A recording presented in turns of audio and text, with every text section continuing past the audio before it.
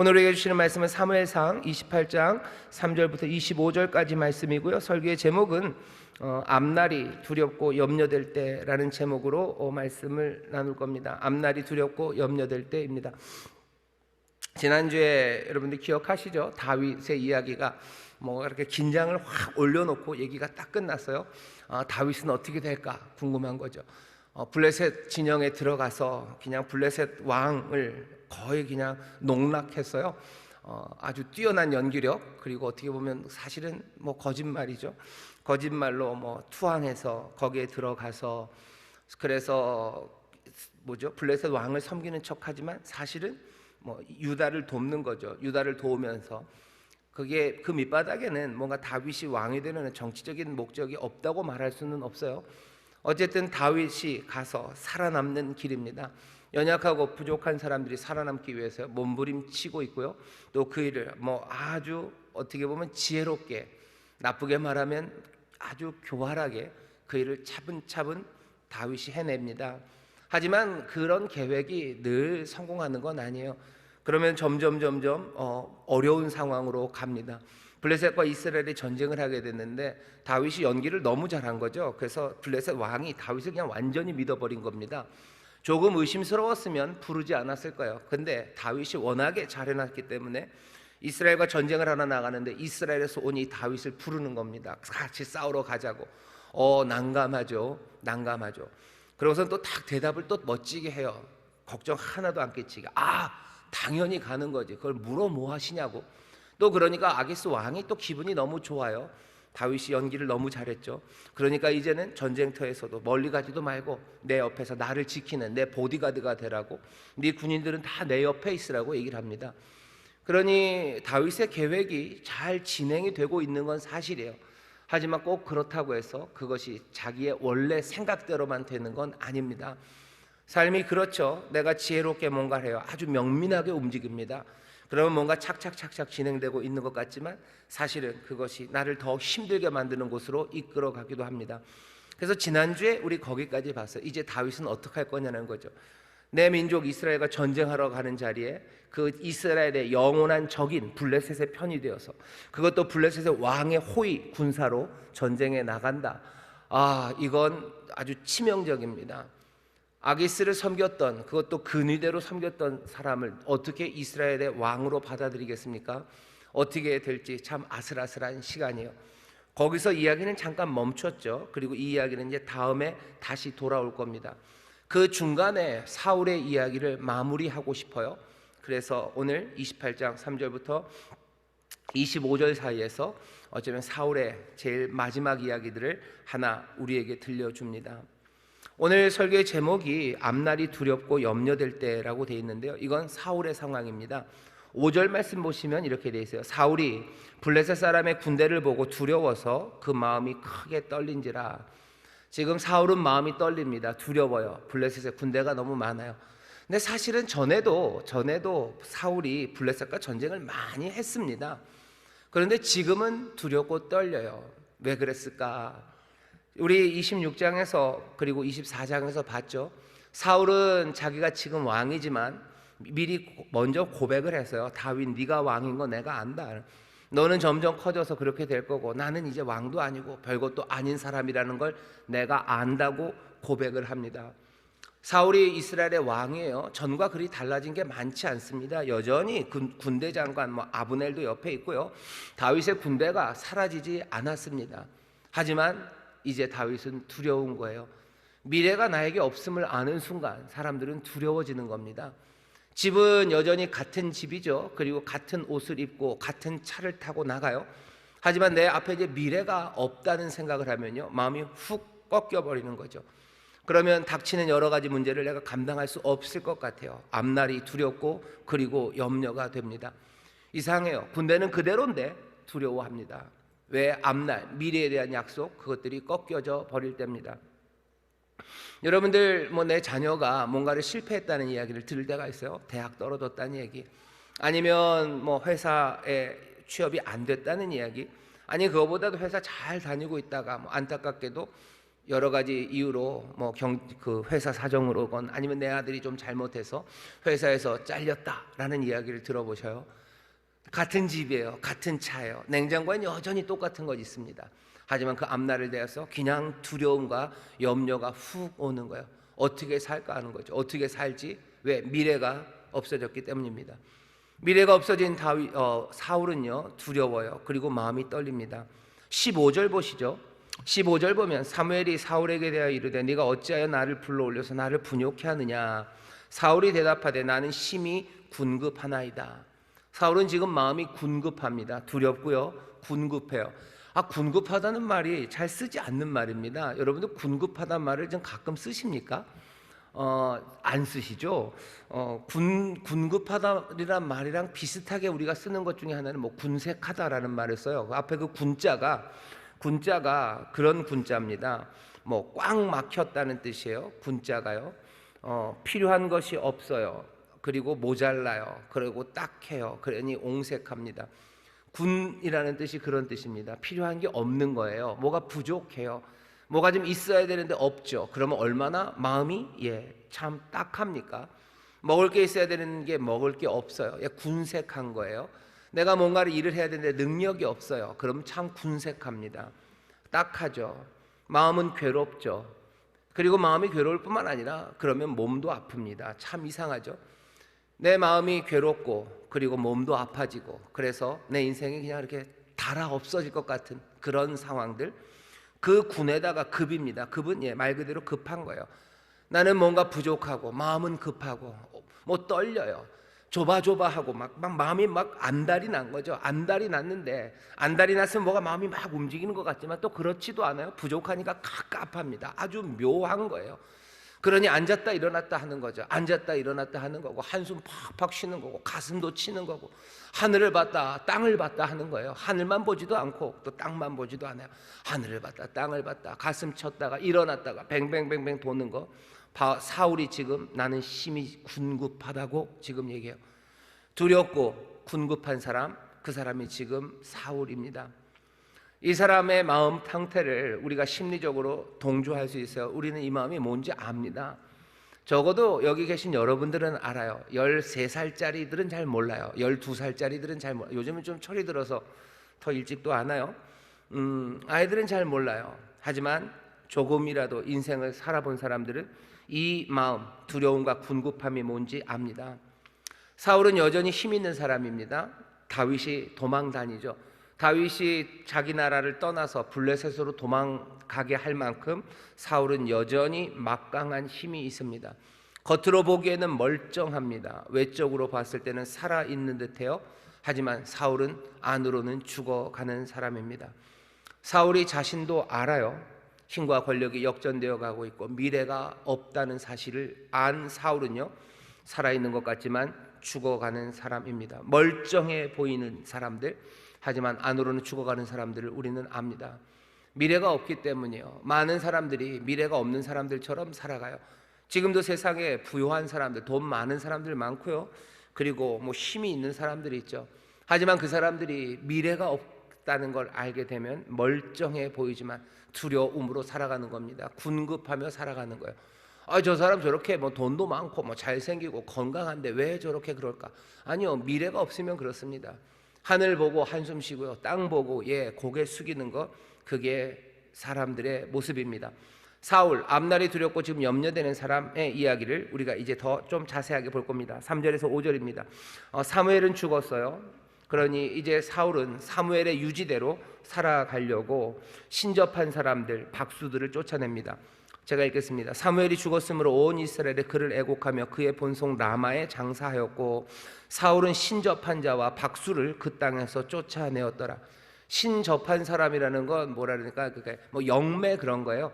죽은 사람 불러내고 그리고 박수는 무당 같은 겁니다. 신을 불러내고 신을 조정하고 신에게 귀신들이죠. 귀신들에게 뭐를 어떻게 딜을 하고 그런 사람들을 다 쫓아냅니다. 왜냐하면 하나님께서 신명기에서요, 신명기 18장 보면 분명히 얘기를 하셔요. 너 이스라엘 그 가나안 땅에 들어가서 나와 함께 살아가고 내 복을 누릴 때 그 땅에 있었던 모든 가증한 행위들 그것들을 하면 안 된다고. 가나안 땅에서 했었던 가증한 행위 중에 제일 심각했던 것은 아들들, 자기의 자녀들을 불가운데로 지나게 하는 겁니다. 신명기 18장 9절부터 읽어보면 내 하나님 여호와께서 내게 주시는 땅에 들어가거든 너는 모든 그 민족들의 가증한 행위를 본받지 말지니 그 아들이나 딸을 불가운데로 지나게 하는 자나 복술자나 기륭을 말하는 자나 요술하는 자나 무당이나 진언자나 신접자나 박수나 초혼자를 너희 중에 용납하지 말라. 아들이나 딸을 불가운데로 지나가게 해요. 이건 뭐죠? 비인간적인 겁니다. 뭔가 자기가 아들이나 딸을 제사 지내면서 불가운데 지나게 해요. 정말로 불가운데 지나게 한다는 건 뭐 죽인다는 겁니다. 가나안은 그런 풍속들이 있었어요. 자기의 자녀들을, 자식들을 신에다 바쳐요. 신에다 바칠 때 왜 그럴까요? 자기의 풍요로움을 위해서겠죠. 내 소원을 이루기 위해서.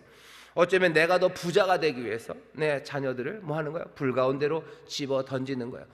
내가 그 신들에게 잘 보이기 위해서, 나는 그 신을 이렇게 섬기는 사람이라는 걸 보이기 위해서 자기의 자식들을 그냥 버리는, 뭐예요? 그냥 생명을 아무것도 아닌 것처럼 여길 뿐만 아니라 그것도 자기의 자식을 그렇게 매몰차게 그리고 무지하게 말도 안 되게 대우하는 그 땅의 풍습들을 따라가지 말라고 하나님이 분명히 얘기하셔요.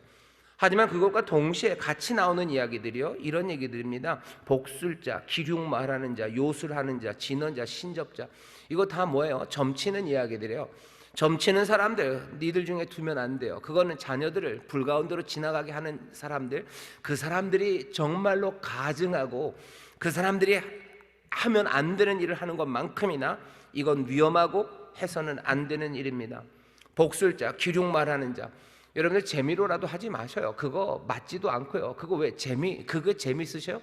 그게 재밌으면 그냥 옆에 있는 사람 간지럼을 태워주셔요. 그게 훨씬 더 건강해집니다. 너무 많이 하지 마셔요. 숨 넘어갑니다. 복술자 안 돼요. 기룡 말하는 거 안 돼요. 요술, 무당 이런 거 치워라는 거죠. 치워라. 신을 불러낸다는 사람들 그거 치워라. 용납하지 말아라. 분명하게 하나님 말씀하셔요. 사무엘은 죽었고 이제 여호와를 섬기는 사람이 없는 땅에서요, 사울은 그 신접자들을 다 없앱니다. 왜냐하면 사무엘이라는 권위가 없어지면 사울이 잘한 거예요. 왜? 이제껏은 사무엘이라는 아주 분명한 하나님의 사람이 있어서요. 아마도 사무엘이 모세와 여호수아 이후로 가장 힘센 사람일 겁니다. 이스라엘 역사 안에서 모세와 여호수아 말고 사무엘만큼 권위 있었던 사람이 없었어요. 사람들은 사무의 말을 듣습니다. 이름 자체가 그래요. 사무엘입니다. 사무랄 때 그 시옷 그리고 미음이죠. 사무가 듣는다는 뜻이에요. 여러분들 쉐마, 그래서 이스라엘아 들으라 하죠. 샤무엘입니다. 한나가 기도했을 때 하나님이 사무엘을 주셨어요. 아들을 주셔서 그 이름을 사무엘. 왜? 엘, 하나님이 나를 들으셨다예요. 그러니 사무엘 이름 자체가 그냥 갖고 있는 의미예요. 이스라엘은 어떻게 돼요? 엘, 하나님을 들어야 돼요. 이스라엘의 권위가 빡 섰을 때는요, 사람들이 사무엘 말 들으면 돼요. 근데 사무엘이 죽고 났어요. 죽었어요. 그럼 사람들은 누구 말을 듣습니까? 누구 말을 들어야 돼요? 당장의 신접자들 찾아가기가 쉬워요. 여기 있는 박수들 찾아가기 쉬워요. 무슨 이야기들을 듣고 싶은 거죠. 음성들을 듣고 싶은 거죠. 그러니 여기저기 방황할 수 있습니다. 사울이 잘했어요. 모든 신접한 자와 그리고 박수들 그거 다 없애야 돼요. 그럼 어떡합니까? 위대한 이런 분명한 목소리가 없다면 자기들에게 주어졌던 말씀들이 있습니다. 그 말씀들에 귀를 기울여야 돼요. 뭔가 그 말씀이 딱 화신처럼 나와서 그 목소리를 대변하는 뭔가가 없다 하더라도 우리에게 주신 말씀들이 있습니다. 그 말씀들 따라 살아가야 하기 때문에 사울은 그 땅에 있는 모든 박수들 그리고 신접한 자들을 다 치웠어요. 잘했죠. 그런데 그것만 가지고는 안 됩니다. 블레셋 사람이 모여서 수넴에 이르러 진침에 사울이 온 이스라엘을 모아 길보아에 진쳤더니, 왜냐하면 세상에는 문제들이 닥치기 때문이에요. 별 문제 없을 때 하나님의 말씀 붙잡고 그거 기억하며 살면 돼요. 근데 블레셋이 쳐들어와 버리죠. 이건 내가 어떻게 했던 게 아니에요. 그냥 그 문제가 나에게 훅 다가오는 겁니다. 그러면 떨리는 거예요. 두렵죠. 게다가 미래를 잃어버린 그 사람은 더더군다나 두렵고 떨립니다. 이 문제는 어떻게 합니까? 앞날이 두렵고 염려될 때요, 우리는 말씀대로 살면 돼요. 그런데 문제가 확 닥치고 내 삶에 두려움과 염려가 옵니다. 그럼 그 다음에는 어떻게 합니까? 말씀대로 살아야 돼요. 근데 문제가 생겨서 두렵고 떨려요. 그 다음엔 어떻게 해야 되는지 사울이 보여줍니다. 사울이 블레셋 사람의 군대를 보고 두려워서 그 마음이 크게 떨립니다. 겁먹었습니다. 자, 겁먹은 사울이 어떻게 하나 보셔요. 6절입니다. 6절 보시면 사울이 여호와께 묻습니다. 잘하는 거죠. 여호와께 묻자오되 여호와께서 꿈으로도 우림으로도 선지자로도 그에게 대답지 아니하심으로. 바울은 아주 확신에 찬 보통의 신앙인들, 아주 멋진 신앙인들처럼 행동해요. 하나님의 말씀대로 살다가 내게 어려움이 다가와서 두려운 순간이 와요. 그럼 어떻게 됩니까? 여호와께 묻죠. 여호와께 물어야 돼요. 구해야 됩니다. 사울이라는 이름 자체가 또 그래요. 사울은 시옷 이응이죠. 그러니까 사울이 묻는다, 찾는다, 구한다 이런 뜻이에요. 그러니까 사울은 뭐예요? 찾는 사람이에요. 사울은 구하는 사람이에요. 묻는 사람이에요. 그러니 하나님 앞에 묻습니다. 그런데 하나님 앞에 인도하심을 구해요. 그리고 확신을 주실 것을 구하고 또 그것에 대해서 묻는데 문제는 답이 없어요. 사울에게 답이 없습니다. 문이 닫힌 거죠. 사울은 여호와를 섬기고 싶어요. 그리고 여호와를 신뢰하고 여호와에게 묻고 싶습니다. 그런데 전통적으로 하나님이 대답을 주셨던 그 방법들로 대답하지 않으셔요. 꿈으로 대답하셨던 적이 많은데 꿈으로 대답하지 않으셔요. 우림으로도 안 돼요. 제사장에게 물으면 뭐 제사장이 어떤 우림과 둠밈으로 하나님의 뜻이 이거다 저거다라고 말해줘야 되는데 그걸로도 말씀하지 않으시고 선지자로도 말씀하지 않습니다. 이제껏 하나님이 나에게 말씀하셨던 그 방법대로 대답이 오지 않습니다. 문제 상황은 그렇게 되는 거죠. 하나님의 말씀대로 살다 문제가 생겨 내가 하나님한테 물었더니 하나님이 나에게 대답을 주시는 때가 있었어요. 좋은 날들이죠. 하나님이 나에게 확신을 주실 때가 있어요. 하나님 앞에 나와서 하나님 어찌합니까? 라고 할 때 하나님께서 나에게 갑자기 확신을 주시고 염려하지 말아라. 그냥 가면 된다. 네 가는 길을 내가 복주겠다.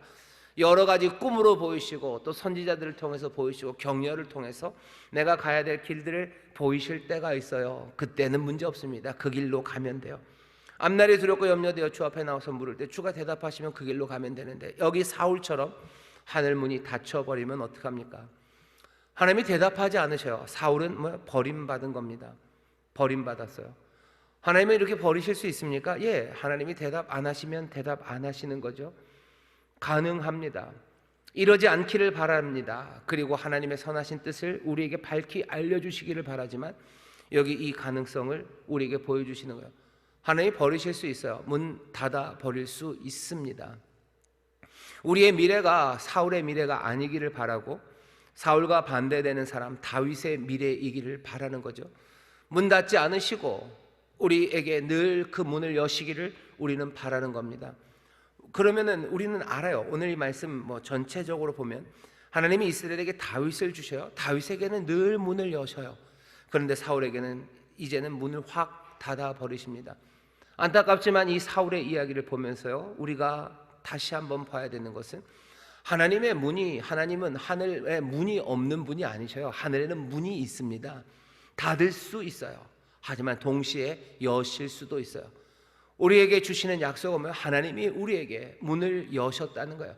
다윗에게 약속을 주신 것처럼 우리에게도 약속을 주셨어요. 하늘을 여셔요. 언제 여십니까? 아주 상징적으로 예수 그리스도 세례 받으시고 물에서 올라오실 때 하늘이 열려요.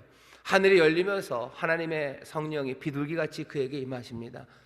은혜로 세상을 대하시기 위해서 다윗에게 약속을 주셨듯이, 약속은 뭐죠? 말씀입니다. 약속의 말씀을 다윗에게 주셨듯이 이제는 그 하나님의 말씀이, 그 놀라우신 우리 주님이, 예수가, 그리스도가, 하나님의 아들이, 말씀이 육신이 되어서 우리 가운데 오신 거예요. 여러분들 두렵고 염려될 때 있습니다. 하나님이 닫으시면 어떡할까? 닫으실 수 있다는 거, 그거 절대 잊으시면 안 돼요.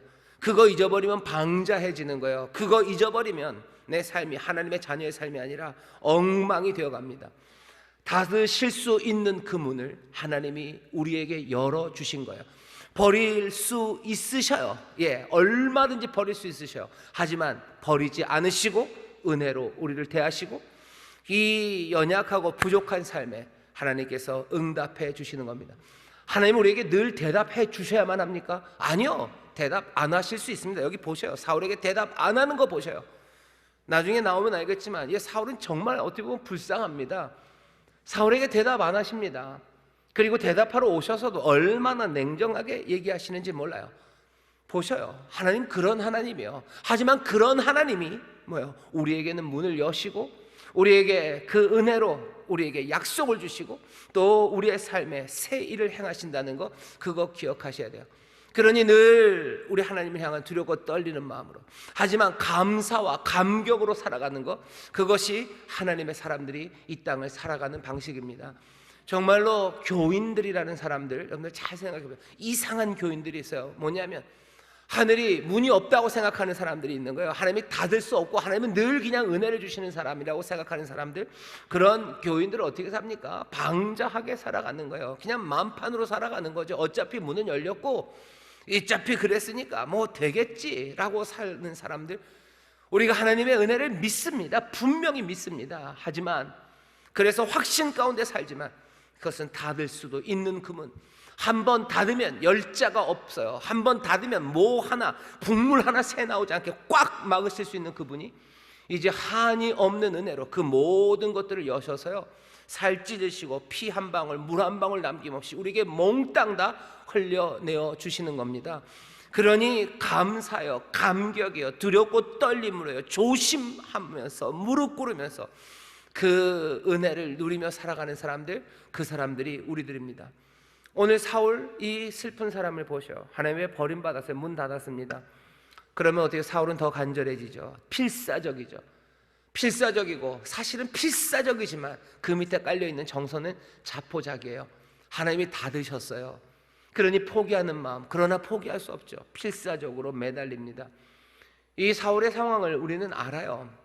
여러분들 안타깝게도 다는 아니지만 불치병 진단 받으신 분들, 그분들 중에 사울처럼 행동하는 사람들이 많습니다.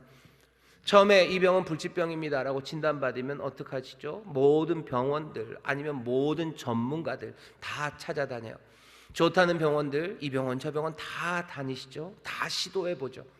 근데 그것도 다 소용없으면 어떻게 됩니까? 겁먹고 두려워진 사람들, 뭐든지 뭐가 됐든지 간에 가능하다는 이야기만 들으면 그 치료법을 하러 갑니다. 어떤 돌팔이어도 상관없어요. 된다고만 하면 뭐 증명되지 않은 그런 곳이어도 갑니다. 증명된 의료가 치료할 수 없을 때 신락 같은 희망이라도 붙잡는 거죠. 사울이 지금 그거 하는 거예요. 하나님의 말씀, 뭐 꿈으로, 우림으로, 선지자로 그 모든 것들이 다 막히니까 결국은 뭐래도 붙잡으러 갑니다. 그리고 다른 곳, 가서는 안 되는 그곳, 사무엘이 가지 말라고 했던 곳, 그리고 신명기가 금하던 그곳, 심지어는 자기 자신이 그러면 안 된다고 칙령을 내렸던 바로 그곳으로 갑니다. 가지 말아야 될 곳을 가요. 앞날이 두렵고 염려될 때 사람들이 안타깝게도 가지 말아야 될 곳으로 갑니다.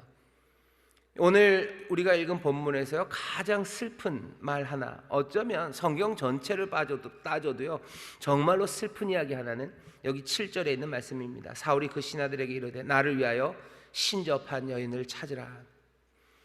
나를 위하여 신접한 여인을 찾아라 라는 이 사울의 말은요, 이건 너무 슬픈 말이에요. 이건 탈진된 사람이 하는 말이에요. 제대로 잘 살아보려고 하는 거죠. 사무엘이 자기에게 모질게 대했고 하나님이 나를 버리셨다는 이야기를 들었어도 그래도 하나님 앞에 나와서 묻는 거죠. 꿈으로도 대답 안 해주시고 우림으로도 안 해주시고 선지자로도 안 해주시고 이 두려움의 시간에 여호와께 물으러 나가요. 그런데 대답하지 않으십니다. 제대로 잘 살고 싶었죠. 어렵고 힘들어도 그냥 잘 살고 싶었는데 그 모든 것들이 아무 대답, 응답이 없는 그 상황에서 완전히 지쳐버린 사람, 완전히 지쳐버린 사울이 뭐라고 얘기해요? 그냥 이젠 신접한 여인이라도 찾아라. 나를 위하여 신접한 여인을 찾으라는 이 탈진된 이야기, 그리고 몽땅 다 소망이 꺾어져 버린 사람, 그 사람의 이야기예요. 실패한 인생, 이제 될 대로 되라는 그 자포자기 가운데서 뭐라도 붙잡으려는 이 지쳐버리고 이 가난하게 되어버린 사람의 이야기가 신접한 여인을 찾으라라는 이야기입니다. 하나님 말고 다른 것을 찾자라는 이야기가 하나님의 사람들에게서 나올 때 그 말은 얼마나 슬픕니까? 앞날이 두렵고 염려될 때 우리들은 이런 이야기를 가끔 합니다. 신접한 이야기. 가지 말아야 될 그곳들을 가는 거예요. 가지 말아야 될 그곳들, 하지 말아야 될 그 일들, 그리고 내가 전에는 그럴 수 없다고 얘기했던 그곳으로 갑니다. 영화 보면 이런 것들 많이 나오죠. 꼭 뭐 주인공은 아니지만 약간 그 두 번째 주인공 같은 사람들, 주인공과 함께 아주 정직하게 의롭게 하려고 막 애를 써요. 하지만 너무 어려워지죠. 집안도 어려워지고 의도 터지고 다 깨지고 나면 그냥 나쁜 팀 보스에 가서 그냥 내가 여기 왔다고 나를 받아달라고 얘기를 해요. 그건 얼마나 허탈합니까? 그리고 얼마나 슬픕니까? 여기 사울은 그 슬픔 가운데 앞날의 두려움과 염려를 해결할 수 없어서 그곳으로 갑니다. 이해는 됩니다. 왜 그런지도 우리는 압니다. 하지만 그러나 그건 아닙니다. 그건 아닙니다. 그렇게 해서는 안 되는 거죠. 이 말 하면 안 되는 거예요. 근데 사울은 지금 이 이야기, 신접한 여인을 찾으라고 말합니다. 그럼 어떻게 했어야 됐습니까? 대답이 없는데 어떻게 했어야 됐습니까? 대답이 없어요. 그러면 어떡합니까? 내가 가진 이전의 대답들, 그 대답들 가지고 끝까지 하나님의 은혜 그리고 하나님의 도우심을 믿으며 올바른 길, 그 길 걸어가야 됩니다. 얼마나 사실은 이게 잔인한 말입니까? 그래도 그 길 걸어가야 합니다. 그것 말고 신접한 여인을 찾는 그 순간 이젠 모든 것들은 되돌릴 수 없는 그곳으로 가는 겁니다. 하나님이 대답해 주지 않으셔도 그의 나라와 그 의를 구하면서 그냥 울면서라도 가는 거예요. 울면서라도 나는 가요. 울면서라도 씨를 뿌리는 사람들 기쁨으로 단을 거둘 거 그냥 그것 하나 붙잡고 내게 이미 주신 말씀이 있어요. 지금 나에게 대답해 주시 않으셔도 내가 이미 받은 그 말씀이라도 붙잡고 그 길을 걸어가는 것, 그것 말고 다른 길은 없습니다. 신접한 여인을 찾으라. 이건 너무 슬퍼요. 사울은 이 슬픈 곳으로 간 사람입니다. 충분히 이해가 돼요. 하지만 그래서는 안 되는 겁니다. 아무 도움을 받을 수 없는 정신 나간 사람 사울 스스로도 변장하고 갈 수밖에 없어요. 8절입니다. 사울이 다른 옷을 입어 변장하고 두 사람과 함께 갈새 그들이 밤에 그 여인에게 이르러는 사울이 가로되 청하노니 나를 위하여 신접한 술법으로 내가 네게 말하는 사람을 불러오리라. 변장하고 가서 그 신접한 여인에게 가서 얘기합니다. 사람 하나 불러올려라. 내가 누구 좀 만나고 싶다. 너 그거 잘하지? 네 기술이 그거로 유명하다며 누구 하나 불러올려라. 그 여인이 안 된다고. 안 됩니다. 사울이 하지 말랬어요. 9절이죠. 여인이 그에게 가로되 네가 사울의 행한 일 곧 그가 신접한 자와 박수를 이 땅에서 멸절시켰음을 아나니 네가 어찌하여 내 생명에 올무를 놓아 나를 죽게 하려느냐. 내가 불러냈다가 네가 어떻게 돼서 그러면 내가 사울에게 죽을 텐데 너 왜 그러냐고. 그러지 마시라고. 안 된다고. 사울이 하지 말랬다고. 10절입니다. 사울이 여호와로 그에게 맹세하여 가로되 여호와께서 사시거니와 내가 이 일로는 벌을 받지 아니하리라. 벌을 당치 아니하리라. 사울이 지가 왕이니까 얘기하는 거 해도 된다. 걱정하지 말아라. 해도 된다. 사울이 전에는 뭐라 해서 하지 말아라. 신접한 자 다 진멸시켜 하지 말아라 해놓고 이젠 하라고 합니다. 뭐 하는 거야? 분열된 사람이에요. 자기도 알아요. 하지 말아야 될 일들을 합니다. 두려움과 염려 가운데 하지 말아야 될 일들을 해요. 그 나쁜 보스에게 가면 안 되는 거 알아요. 근데도 하는 거죠. 내가 이러면 안 되는 거 알아요. 그래도 합니다. 앞날이 두렵고 염려될 때 그리고 하늘문이 막힐 때 사람들은 그래요. 하지 말아야 될 거짓말하고 하지 말아야 될 배신하고 하지 말아야 될 악한 일 그 일하고 포기하지 말아야 돼요. 내가 포기하면 내 가족, 내 자녀들 지킬 수 없다는 거 알아요. 그런데도 포기하는 거예요. 더 안타까운 건 뭐죠? 참 말하기 어렵지만 자기의 생명을 끊는 일입니다. 그러면 안 되죠. 그러면 안 되죠. 아무리 힘들어도 그러면 안 되죠. 그러면 남아있는 애들은 어떻게 할 거예요? 그런데도 하면 안 되는 일, 그 일 하는 거예요. 그러니까 그거마저 또 어떻게 좀 무마해보겠다고 자식들 남기고 가면 안 되니까 또 자식들 데려갑니다. 그러면 문제가 해결됩니까? 아니요. 그러면 안 되죠. 세상에 그것만 있어요. 그 주변에 있는 모든 사람 어떻게 하려고요? 근데도 두려움과 염려 가운데 하늘문이 닫힌 것 같으면 사람들은 그 절망 가운데 하지 말아야 될 일들 그것을 자기가 하기 시작하는 거예요. 내가 하지 말아야 된다고 생각해. 남이 한 것도 아니야. 내가 알아요. 내가 그렇게 하면 안 된다는 거 알아요. 근데 그 일들을 그냥 또 합니다. 사람을 분열시키는 거예요. 정신없게 만드는 거예요. 세상이, 지난주 설교에서 말씀드린 광야가 우리를 분열시킵니다. 그 문제가 계속해서 멈추지 않고 우리에게 고통을 다가오고 우리를 절망시킬 때요, 사람들은 이렇게 돼요. 앞날이 두렵고 염려될 때 사울은 이 말도 안 되는 일을 합니다. 그 다음에 하는 이야기가 이상해요. 사울이 누구를 불러달라고 하냐면요, 사무엘을 불러달랍니다. 10절입니다.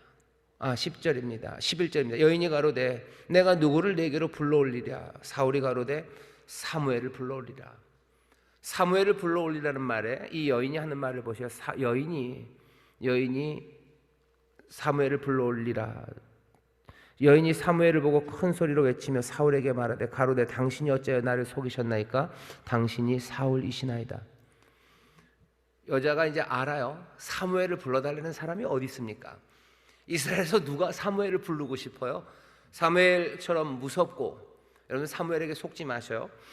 사무엘이, 여러분들 버스에 보면은 그 버스 운전하시는 분들 앞에 사진들 많이 있었죠. 이렇게 얼굴 포동포동하고 머리 꼬불꼬불하고 무릎 꿇고 이렇게 기도하는 애들, 아이 사진, 그거 아마 사무엘일 거라고, 기도하는 사무엘 이렇게 생각하고, 한나가 기도해서 얻은 아들, 어린아이가 성전에 있다가 이름을 부르는 소리에 달려갔던 그 귀여운 꼬마. 여러분들 사무엘을 거기까지만 생각하면요, 사무엘은 참 말랑말랑해 보여요. 그 사진에 보면 그 볼이 얼마나 말랑말랑해 보입니까? 근데 사무엘은 말랑말랑한 사람 아닙니다. 여러분들 사무엘상 쭉 읽어보셨죠? 왕을 세우기만 할 뿐만 아니라 그냥 왕을 단번에 날려버리는 사람이에요. 단번에 날려요. 너 하나님이 널 버리셨다고 그냥 얘기하고요. 나 이제 너 다시는 안 본다 하고 그냥 가버리고 정말로 보지 않는 사람이에요. 사무엘은 꼬장꼬장한 사람입니다. 이 꼬장꼬장한 사람을 누가 보고 싶어 해요? 그냥 어이고, 누가 사무엘을 부릅니까? 불러서 좋은 얘기 들을 사람 거의 없어요. 근데 누가 사무엘을 불러요? 사무엘을 부르는 사람, 그 사람은 사울밖에 없을 겁니다. 근데 이상하죠? 왜 사무엘을 부릅니까? 그 두려운 이름을. 사울에게 분명히 왕위를 가져다 주었지만 왕위를 빼앗아 버린 사람, 야단치던 사람, 그리고 사울을 버렸던 사람이 사무엘이에요. 그런데도 사무엘을 불러달랍니다. 사무엘을 불러요. 이 여인은 또 부릅니다.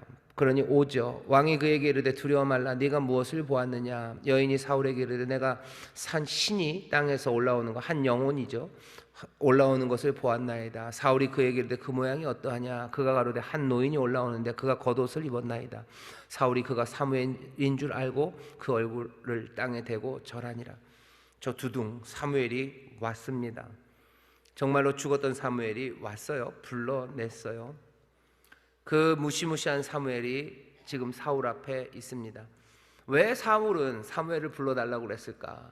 그쵸? 이 무서운 사람을, 자기를 반대했던 사람을, 자기를 망하게 했던 사람을.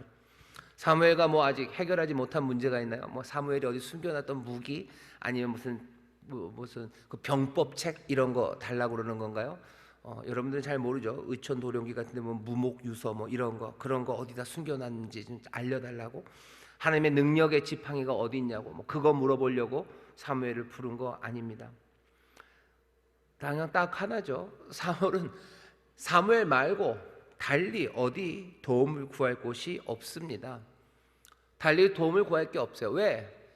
이 미래는 다윗에게 속해서요. 그러니 사울이 돌아볼 수 있는 것, 자기가 붙잡을 수 있는 건요, 오직 과거밖에 없습니다. 뒤를 돌아볼 뿐이에요. 여러분들 두려움과 염려에 사로잡힌 사람들, 미래를 잃어버려서 두려움과 염려에 빠진 사람들, 그 사람들은 늘 뒤를 돌아봐요. 뒤를 보죠. 뒤를 보는데 어떻게 봐요? 회한으로 봐요. 슬픔으로 보죠. 그리고 분노로 봐요. 과거를 돌아보는 분노와 두려움으로, 그리고 후회로, 실패로, 하지만 여전히 조금은 남아있는 갈망으로 그 뒤를 돌아볼 뿐입니다. 많은 사람들이 과거를 돌아봐요. 왜? 앞이 막혀 있으니까. 그리고 뒤를 돌아보면 즐거워하는, 즐거움이 아니에요. 그냥 후회죠. 이러지 말았어야 되는 거예요. 그러면서 분노로 뒤를 돌아봅니다. 신라 같은 희망, 그건 여전히 남아있어요. 하지만 어쩔 수 없습니다. 과거를 볼 수밖에 없어요. 마지막 바라볼 곳, 거기밖에 없죠. 왜? 현실과 미래에서는 소망이 없기 때문입니다. 그건 효과가 있습니까? 아니, 효과가 없습니다. 여러분들이 앞날이 두렵고 염려될 때 과거를 돌아본다고 해서 그것이 효과가 있어요? 아니요, 효과 없어요.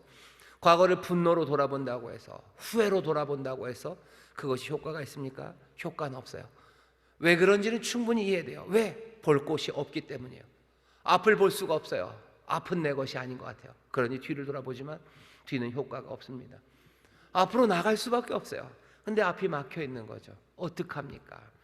사울이 계속 맴돌고 뒤를 돌아보고 신접한 여인을 찾으라는 이 슬픈 이야기가 어쩌면 미래가 막혀버린 사람들, 그 사람들이 두려움과 염려로 살 때 살아가는 방식, 그 방식입니다. 사무엘이 와요. 그리고 사무엘이 얘기하기 시작합니다. 사무엘의 이야기를 보셔요. 사무엘은 굉장히 꼬장꼬장한 할아버지처럼 봅니다. 15절입니다. 사무엘이 사울에게 이르되 네가 어찌하여 나를 불러올려서 나를 분욕케 하느냐? 왜 불러올려서 나를 귀찮게 하냐고 얘기해요. 이거 보면 이 사무엘이 이렇게 부드러운 사람 아니야? 아주 성미 고약한 할아버지처럼 올라오셨어요. 조짐이 별로 좋지 않습니다. 사무엘이 하는 말이 굉장히 딱딱해요. 그 말에 사울이 대답을 하죠. 나는 궁급하다. 사울이 대답해 나는 심히 궁급합니다. 블레셋 사람은 나를 향하여 군대를 일으키고 하나님은 나를 떠나서 다시는 선지자로도 꿈으로도 내게 대답지 아니하시기로 나의 행할 일을 배우려고 당신을 불러 올렸나이다. 문제는 심각하고 하나님은 나에게 대답하지 않으셔요. 그러니 내가 당신을 불렀어요. 나는 궁급합니다. 하나님이 대답하지 않으셔요. 그러니 당신을 불렀어요. 왜? 하나님은 대답하지 않지만 당신은, 사무엘은 나에게 대답해 줄 거라고 생각했기 때문이에요 라고 대답해요. 그 대답에 대해서 사무엘이 그냥 폭풍처럼 쏟아냅니다. 하나님이 대답하지 않으시는데 내가 대답할 거라고 생각했냐? 이 바보야. 나는 하나님 편인데요. 16절입니다. 사무엘이 가로되 여호와께서 너를 떠나 내 대적이 되셨거늘 내가 어찌하여 내게 묻느냐? 너가 하나님의 적이 됐는데 왜 나한테 묻냐? 나는 하나님 편인데, 내가 하나님 편인데 내가 그거 얘기하겠냐는 거예요. 내가 여호와와 한 편인데 여호와가 돌아서셨으면 나도 돌아선 거지. 멍청하긴, 그 얘기예요. 그 다음에 못을 확 박아버립니다. 가슴 아픈 이야기 다시 한번 탁 못을 박아버려요. 여호와께서 나로 말씀하신 대로 내게 행하사 나라를 내 손에서 떼어 내 이웃 다윗에게 주셨느니라. 묻지도 않은 이야기 하는 거예요. 어찌 해야 될 건 얘기하는데 그거 어찌 해야지, 행해야 될 거 얘기하지 않아요. 얘긴 끝났어요. 행할 거 말 안 해줄 거예요. 왜? 나는 여호와의 편, 네가 여호와의 대적이 됐는데 내가 말해주겠냐? 바보야, 멍청하게. 다시 한번 말해줄까? 네 나라는 이제 뺏어서 네 이웃 다윗에게 준 거야 라고 얘기해요. 그리고 나서 얘기해요. 너 잊어버렸니? 네가 뭘 잘못했는지? 아말렉에게 잘못한 거. 그 다음입니다. 18절이에요. 내가 여호와의 목소리를 순종치 아니하고 그의 진노를 아말렉에 쏟지 아니하였으므로 여호와께서 오늘날 이 일을 내게 행하셨고. 잊은 거 아니지 아말렉? 오래된 일? 하지만 그게 여전히 묻고 있는 거야. 너 그것 때문에 그런 거야. 몰랐니? 그 다음에 19절입니다. 여호와께서 이스라엘을 너와 함께 블레셋 사람의 손에 붙이시리니 내일 너와 네 아들들이 나와 함께 있으리라. 오, 나와 함께 죽는다는 얘기죠. 죽는다는 얘기야. 여호와께서 또 이스라엘 군대를 블레셋 사람의 손에 붙이시리라. 너 그리고 네 아들들도 죽을 거고 블레셋 사람들이 이스라엘 군도 다 멸하게 될 거야. 그게 대답입니다. 16절부터 19절까지요. 사무엘이 그냥 단박에 쏟아내는 거예요. 너 말 들어줄 리가 없다. 네 나라 그거 이미 다윗에게 준 거 너 미래 없고, 너 그거 왜 잘못해? 왜 그런지 몰라? 네가 잘못한 거, 네가 하나님 말씀 듣지 않은 거, 그거 너도 알잖아. 그러니 다시 한번 말해주마. 내일이면 너 다 죽는다. 됐니? 이 이야기가 사무엘의 입에서 나옵니다. 위로? 뭐 그런 거 없습니다. 부드러움? 그런 것 없어요. 굉장히 고압적이고 그리고 막힘없고 위풍당당하게 그냥 쏟아내는 거야. 네가 잘못했으니 그렇게 된 거 아니냐? 이거 끝인데 뭘 여기서 더 따지냐? 그리고 문을 셧다운, 완전히 팡 하고 닫아 버립니다. 여기 지금 구하는 사람에게 들려지는 이야기가 진짜 사울 불쌍합니다. 그런 생각이 들어요. 그러게 왜 사무엘을 불러가지고 그러는지. 버림받은 인생은 얼마나 불쌍합니까? 하늘문이 닫힌 인생은 얼마나 뭐라 해야 될까요? 얼마나 불쌍합니까? 얼마나 슬픕니까? 하나님과 교통함이 없는 인생은 얼마나 뭐라 해야 되죠? 이건 얼마나 슬픕니까? 이건 얼마나 연민이 철철 넘칠 수밖에 없는 그런 삶 아닙니까? 여호와의 뜻에 따라서 하나씩 이루어지는데 그 일이 사울 앞에 이렇게 감당할 수 없는 분명함으로 다가와요. 사울과 다윗 사이에서 뭐가 문제가 해결되고 뭐 거기서 다윗이 사울을 어떻게 할 줄 알았어요? 아니에요. 블레셋이 끝장을 낼 겁니다. 사울의 말은 최종적이에요. 사무엘의 말이 최종적입니다. 절대적이에요. 항변도 없고 논쟁도 없고 대안을 허락하지도 않아요. 그냥 이 음성이 다 지배할 뿐입니다. 오늘 이 28장에 있는 말씀의 주인공은 사무엘의 이 소리입니다. 사무엘의 목소리예요. 사무엘의 목소리가 그냥 벙벙 울려요. 새로울 것은 아무것도 없습니다. 하지만 사무엘이 16절부터 19절까지 말하는 동안에 여호와라는 이름이 7번이나 나와요. 말하는 구비마다 여호와 주께서라는 이야기가 그냥 계속해서 울려 나옵니다. 하나님 타협하지 않는 다스림으로 이 땅을 지금 다스리고 계셔. 그걸 분명하게 지금 만들어 놓는 거죠. 근데 사울에게는 그렇게 하시는데요, 우리가 좀 압니다. 다윗에게는 안 그러세요.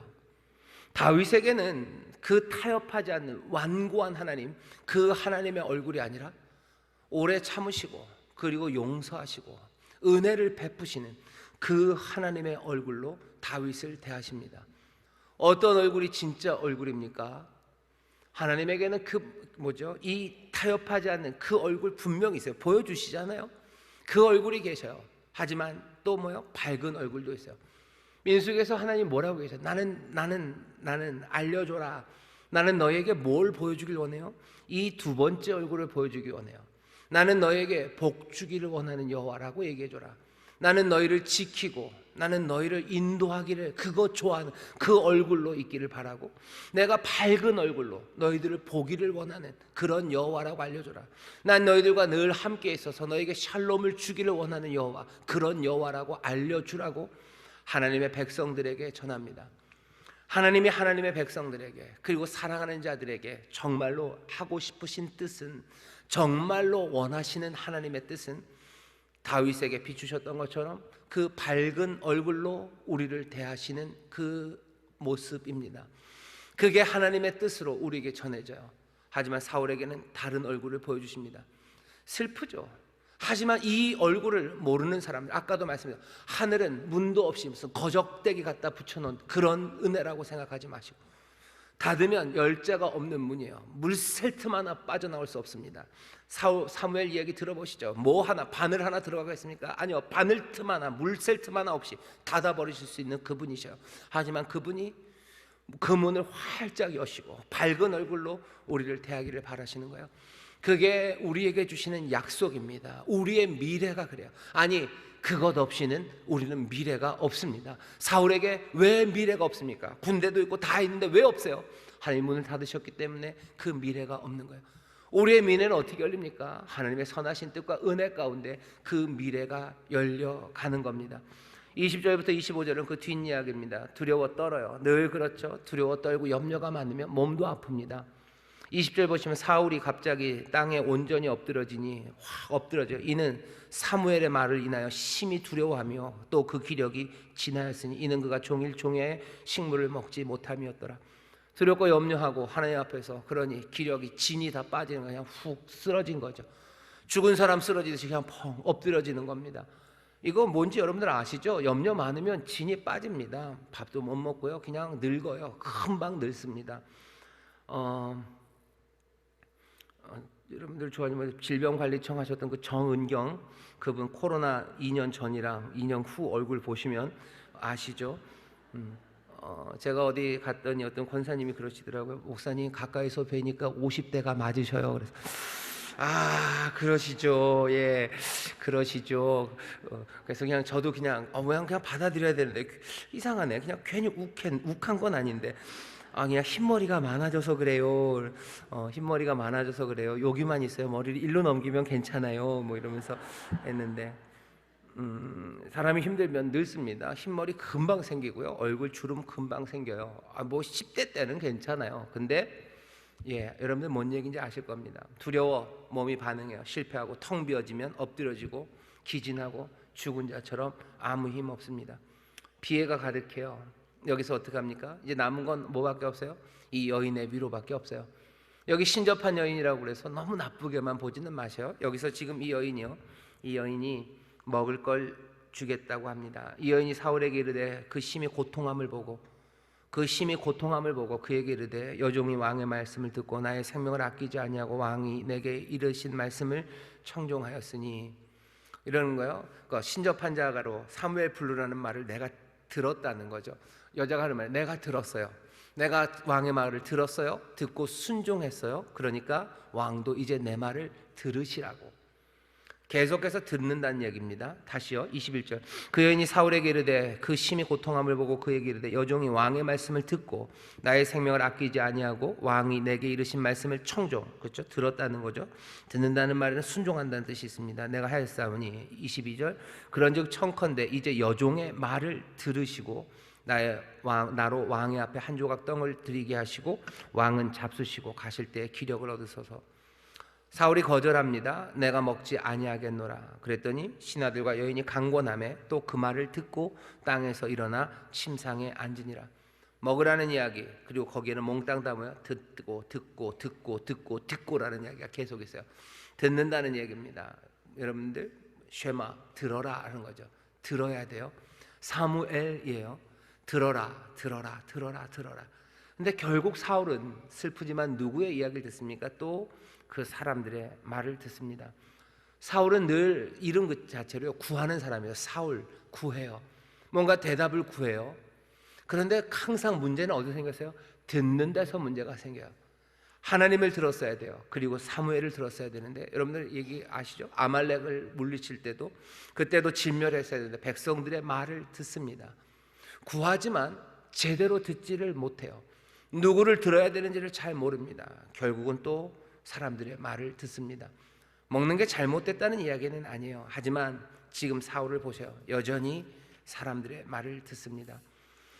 식사를 베풀어요. 여인의 집에 살찐 송아지 있습니다. 그것을 급히 잡고 가루를 취하여 뭉쳐 무교봉을 만들어 구워서 사울 앞에와 그 신하들 앞에 드리니 그들이 먹고 일어나서 그 밤에 가니라. 이 식탁은 어찌 보면 사울의 마지막 식사입니다. 마지막 식사는 그래도 송아지, 고기, 스테이크 먹었어요. 그리고 고운 가루, 좋은 것으로 음식을 차립니다. 왕이 먹을 만한 일일 겁니다. 왕이 먹을 만한 식탁을 마지막으로 이 여인의 손을 통해서 내주십니다. 어떻게 보면 하나님께서 말은 안 하시지만 그냥 사울에게 주는 마지막 식사자리였던 것 같아요. 사울은 그걸 먹고 갑니다. 그 가는 길은 결국 블레셋과 싸우다가 죽는 일이에요. 블레셋이 사울을 죽이진 않아요. 그 위기에 처해서 사울이 스스로 목숨을 끊죠. 차마 이스라엘의 왕이 블레셋에게 죽을 수는 없어요. 그래서 스스로 죽습니다. 이 마지막 길을 떠나는 사울의 이야기로 여기 28장의 이야기가 끝나요. 오늘 우리가 읽은 말씀은요, 꽤나 연민과 비통함이 가득한 이야기입니다. 여기 있는 이 세밀한 디테일들이요, 우리로 하여금 사울을 굉장히 불쌍하게 만들어내요. 하지만 오늘 이 말씀에서 정말로 중심에 있는 건 신을 불러낸 여자도 아니고 그리고 사울의 슬픔만도 아닙니다. 오늘 우리가 읽는 이야기의 한 중심에 정말로 부인할 수 없게 산처럼 서 있는 것은 사무엘이죠.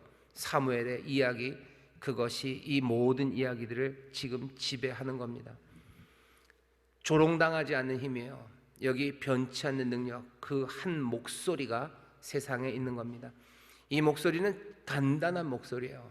이 목소리는 위험한 목소리입니다. 그 음성이 세상에 가득합니다.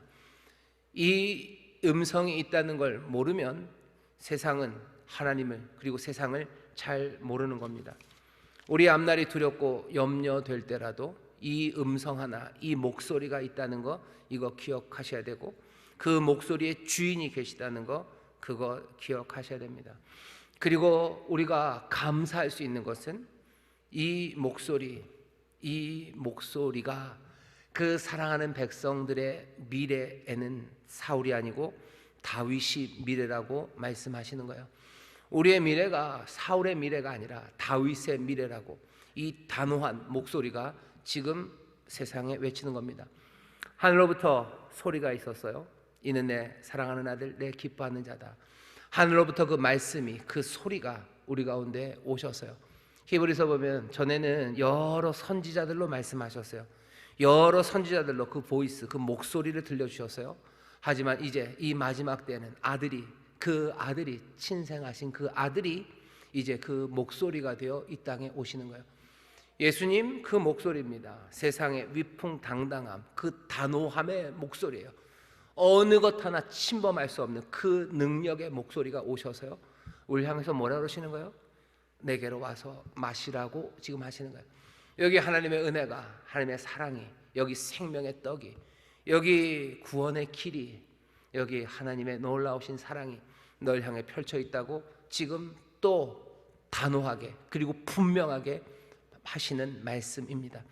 닫으면 열 자가 없어요. 하지만 동시에 열면 닫을 자가 없으신 바로 그 문의 주인, 그 열쇠를 가지시니가 지금 우리 앞에 단단하게 서 계십니다.